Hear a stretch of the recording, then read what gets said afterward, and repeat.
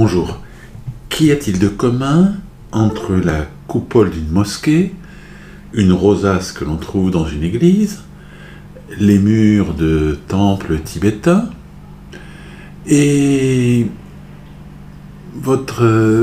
certaines plantes? Eh bien, toutes sont des images que l'on qualifie quelquefois de mandala, c'est un mot sanskrit, des images qui ont une influence bénéfique sur le cerveau. Les mandalas tibétains, d'ailleurs, sont des images qui servent justement lors des initiations pour amener le personnage qui va être initié à un niveau supérieur un niveau spirituel supérieur. Pareil, quand quelqu'un est dans une mosquée, il va regarder en haut de la mosquée le fond de la coupole, donc vous avez des images comme ça enchevêtrées, c'est sculpté de façon savante, c'est l'architecture arabe, et vous avez comme ça des enchevêtrements d'images. Alors vous avez aussi pareil, dans les rosaces qu'on trouve dans les églises, en France, enfin en Europe, partout ailleurs, vous avez des rosaces. Alors on pourrait se demander pourquoi il y aurait une rosace comme ça, à quoi ça sert de faire des jolies rosaces. Mais non, c'est pas seulement pour faire des œuvres d'art, parce que la rosace, cette rosace, c'est une espèce de mandala, comme l'explique en sanskrit, comme on le voit dans l'hindouisme ou dans la religion tibétaine, qui ont une influence bénéfique sur le cerveau, qui va amener le cerveau à un état méditatif tout à fait particulier. Alors, vous avez non seulement, donc il y a beaucoup de formes qui ont une influence sur le cerveau, à part les mandalas, on va en reparler tout de suite. Ce qui est intéressant dans les mandalas, c'est cette idée d'enchevêtrement. Certains disent même que, par exemple, lorsqu'on voit les labyrinthes qu'on avait très souvent au Moyen-Âge, etc., ils auraient cette notion d'enchevêtrement et de bienfait cérébral, de bienfait neurologique liés à ces notions d'enchevêtrement qui seraient bénéfiques pour le cerveau. Alors, pourquoi c'est bénéfique pour le cerveau? Il n'y a eu aucune étude scientifique qui a été faite pour ça. J'en connais pas, mais c'est intéressant. Vous pouvez vous intéresser à ça, et vous verrez donc toutes ces images. Coupole de mosquée, murs tibétains, images tibétaines comme ça, et vous avez rosaces, et vous avez aussi des formes dans la nature, vous avez des mandalas naturels. Certaines plantes sont en forme de mandala. Vous avez... chez nous, vous avez la vue d'en haut comme ça, vous prenez un artichaut, vous avez c'est une espèce de petit mandala, vous avez d'autres plantes comme je vous montre ici qui ont cette notion de mandala, d'image. Alors aujourd'hui on vend des cahiers de mandalas remplis et on dit ça vous calme, et c'est vrai, remplir les mandalas avec des couleurs, ça calme.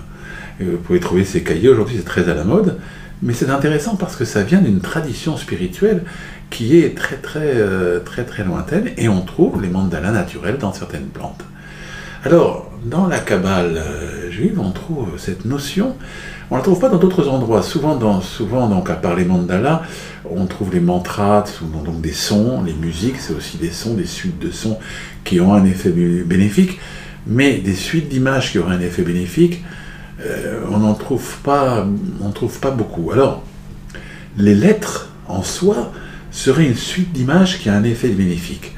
Et justement, les lettres hébraïques, d'ailleurs on dit que ce sont des lettres hébraïques, en vrai, ce ne sont pas des lettres vraiment hébraïques. Cet alphabet hébraïque est un alphabet qui a été choisi par les Hébreux, en particulier pour tout ce qui est relation avec le divin, pour tout ce qui est communication religieuse, mais c'est un alphabet qu'on appelle assyrien, qu'on appelait donc en hébreu, c'est Ktav Ashuri, donc c'était assyrien, donc qui existait à l'époque dans la région de naissance d'Abraham et tout l'alliance, donc c'était vraiment beaucoup plus haut, donc une région qui est entre le Nil et l'Euphrate, l'ancienne Ur-Kasdim, etc., toutes ces villes qui sont là-bas dans ces régions de la Syrie, vous voyez.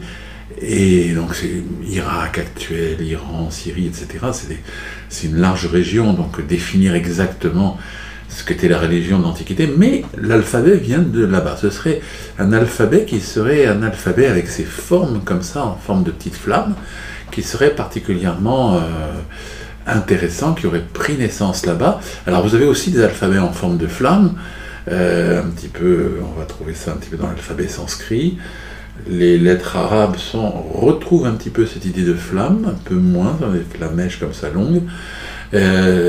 Donc c'est très intéressant. Mais en tout cas, dans la Kabbale juive, l'alphabet spécial, cet alphabet assyrien, donc Ktav Ashuri, qui est très différent de l'alphabet hébreu qui était cunéiforme, qui est plus ancien. Si vous voyez le film Les 10 commandements, vous savez, les tables de la loi, ils ont écrit en cunéiforme. Ils ont pas pris l'alphabet hébreu, mais ils l'ont écrit en cunéiforme. C'est pas exactement comme la tradition, puisque la tradition disait que ça a été fait justement, les tables de la loi étaient en saphir sculpté avec des lettres de l'alphabet Ktav Ashuri, donc alphabet qui était l'alphabet assyrien. Donc vous voyez, c'est ainsi que le veut la tradition hébraïque, quand elle parle des tables de la loi. Donc des cubes en saphir, certains disent des plaques en saphir, d'autres disent des cubes, et qui est écrit dans cette langue-là.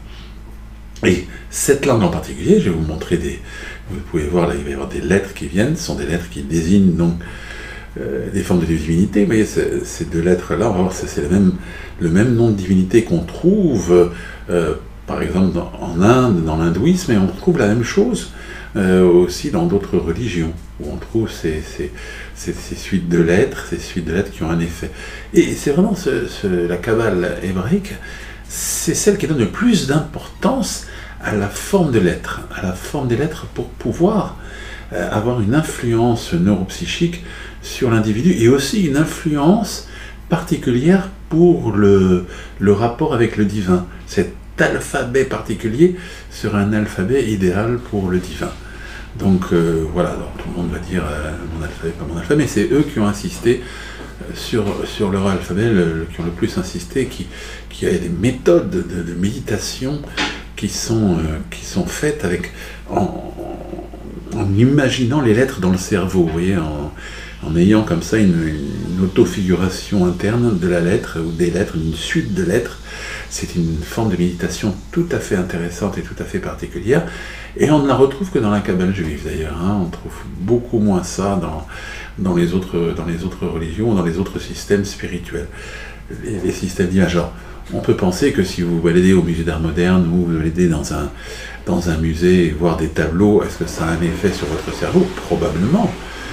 L'effet de voir aussi un jardin, ou de voir un arbre avec ses bruissements, les feuilles qui changent, etc. Ça a sûrement un effet aussi sur le cerveau, mais là, c'est fait de façon intentionnelle, et ça a tout à fait d'intérêt. Alors bonne chance avec les mandalas. Et on me dit à chaque fois que je ne dis pas assez, vous pouvez vous abonner, cliquer que vous aimez, faire connaître la chaîne, etc. Et je vous remercierai jamais assez pour le faire si vous aimez cette chaîne. Bientôt.